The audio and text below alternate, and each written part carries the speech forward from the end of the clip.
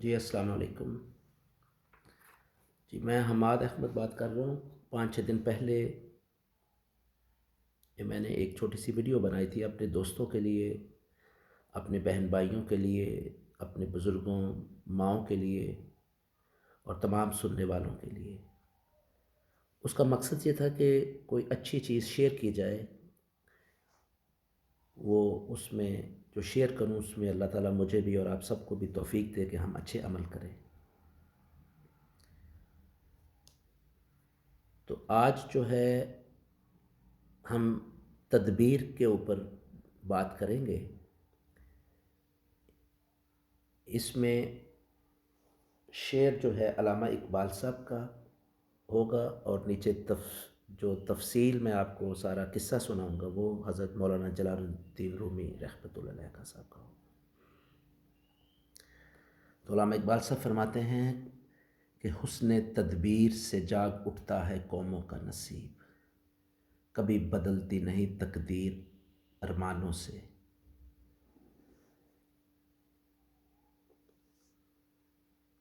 علامہ اقبال سے اپنا ایک اور شعر میں فرماتے ہیں کہ نشان یہی ہے زمانے میں زندہ قوموں کا کہ صبح و شام بدلتی ہیں ان کی تقدیریں۔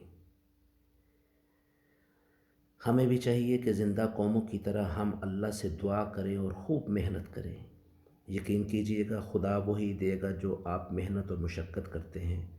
اللہ تعالیٰ کہتا ہے کہ انسان جیسا گمان کرتا ہے میں اس کو ویسا ہی عطا کرتا ہوں۔ شرط یہ ہے کہ وہ جد و جہد کرے، محنت کرے، اس کے بعد اللہ تعالیٰ نوازتا ہے اپنے مخلوق کو۔ اب میں آپ کو جنگل کے جانوروں کے متعلق قصہ سناتا ہوں جو مولانا جلال الدین رومی صاحب فرماتے ہیں۔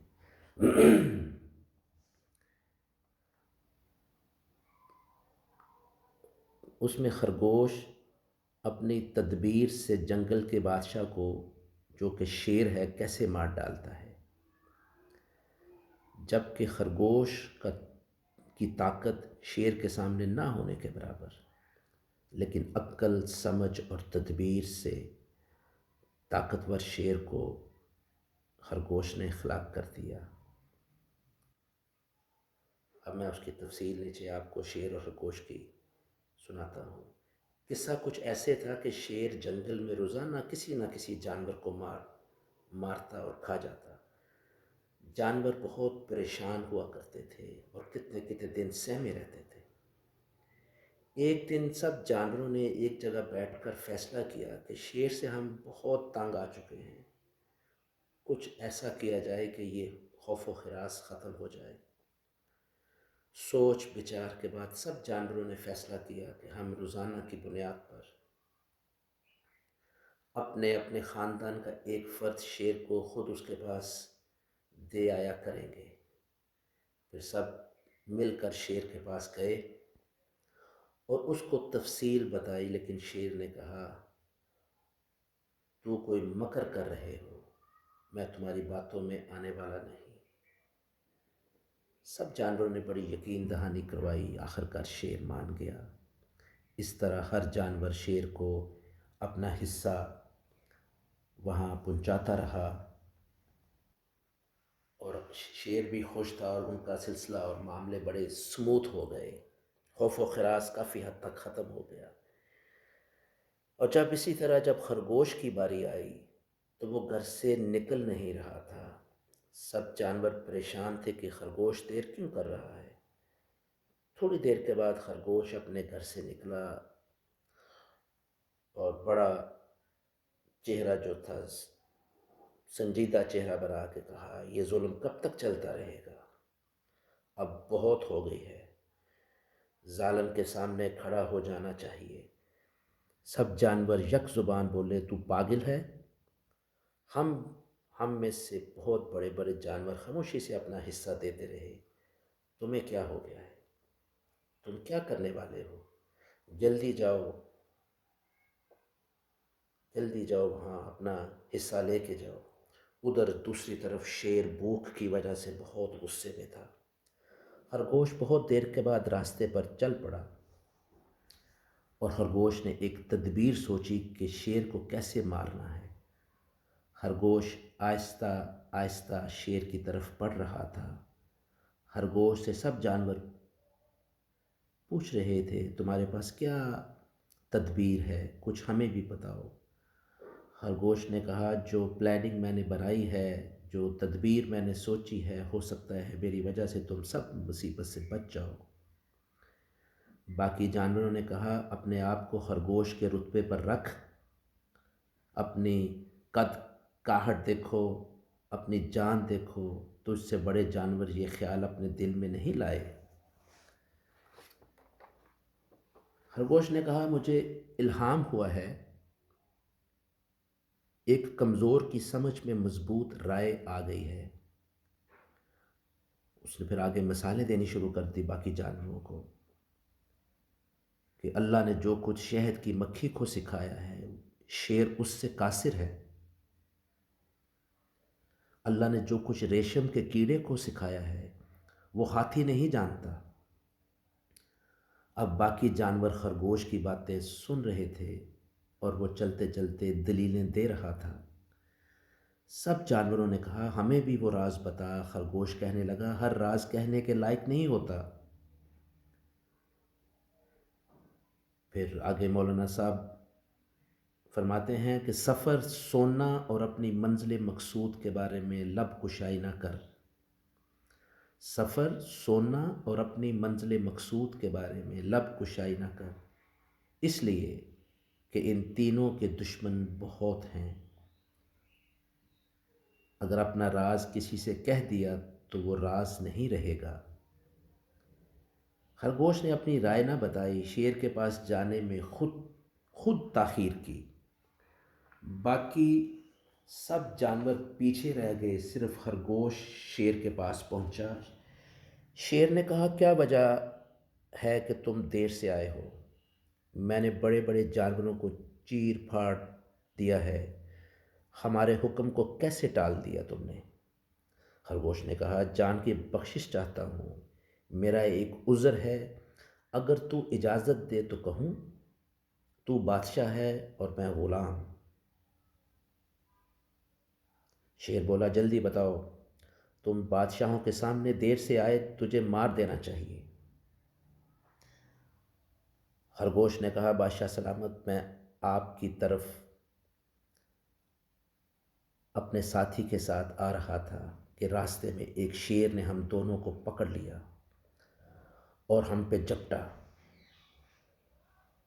میں نے کہا ہم بادشاہ کے غلام ہیں۔ وہ بولا شہنشاہ کون ہوتا ہے؟ میں تیرے بادشاہ کو بھی پھاڑ کھاؤں گا۔ خرگوش نے کہا میں اپنے بادشاہ کو اطلاع کر دوں، اس نے میرے ساتھی کو یرغمال بنا لیا ہے، میرا ساتھی مجھ سے بھی 3 گنا موٹا تھا۔ اس شیر کے روکنے کی وجہ سے بادشاہ سلامت مجھ کو دیر ہو گئی ہے، آپ آئیں اس بے شرم کو سبق سکھائیں۔ شیر نے کہا چلو دیکھوں وہ کون ہے، تو آگے چل۔ خرگوش آگے آگے چل رہا تھا اور شیر کو اپنے جال کی طرف لے جا رہا تھا۔ خرگوش بڑا عقل مند تھا، پھر شیر کو ایک کنویں کی طرف لے گیا۔ کنویں کے پاس آ کر خرگوش جو کہ پہلے آگے آگے جا رہا تھا پیچھے کو ہٹ گیا۔ شیر نے کہا پیچھے کیوں ہٹتا ہے؟ خرگوش بولا ڈر ہے، ڈر کے مارے، میں ڈر کے مارے پیچھے ہو رہا ہوں، مجھے ڈر لگ رہا ہے۔ خرگوش نے شیر سے کہا کہ وہ شیر اس کنویں میں ہے، اس کنویں میں موجود ہے اور میرا دوست اس کے پاس ہے، اگر تو مجھے اپنی بغل میں لے لے تو میں کنویں تک تیرے ساتھ جا سکتا ہوں۔ شیر نے خرگوش کو اپنی بغل میں لے لیا۔ جب شیر نے کنویں کے پانی میں دیکھا تو اپنا عکس نظر آیا، تو اس کو اپنا دشمن سمجھ کر خرگوش کو چھوڑ دیا اور خود کنویں میں کود گیا اور شیر گہرے کنویں میں ڈوب کر مر گیا۔ یہ خرگوش کی تدبیر تھی، یہ چال تھی کہ اتنے طاقتور جانور کو اس نے مار دیا۔ ویسے بھی مولانا صاحب فرماتے ہیں کہ ظالموں کا ظلم ایک اندھیرا کنواں ہوتا ہے، جو جتنا زیادہ ظالم ہے اس کا کنواں اتنا ہی زیادہ گہرا ہے۔ اپنی خرگوش اپنی خرگوش اپنی رہائی پر خوش اپنی قوم کی طرف بھاگا۔ خرگوش اپنی رہائی پر اپنی قوم کی طرف بھاگا، وہ موت کے منہ سے نکل کر تالیاں بجاتا اور رقص کرتا ہوا اپنے ساتھیوں کو ملا۔ سب جانور خرگوش کے گرد جمع ہو گئے اور پوچھ رہے تھے یہ کارنامہ کیسے سر انجام دیا۔ اس نے جواب دیا، دوستو، خدا کی مدد تھی، ورنہ اس دنیا میں میری کیا حیثیت ہے۔ اس نے مجھے قوت عطا فرمائی اور دل کو نور دیا، اور دل کے نور نے ہاتھوں اور پیروں کو طاقت دی۔ اے بزرگو، ہم نے باہر کے دشمن کو تو مار ڈالا، لیکن اس سے زیادہ بدتر دشمن ہمارے اندر ہوتا ہے۔ باطن کا شیر خرگوش کے قابو کا نہیں ہے۔ دوسروں کو چیرنے پھاڑنے والا شیر بننا آسان ہے۔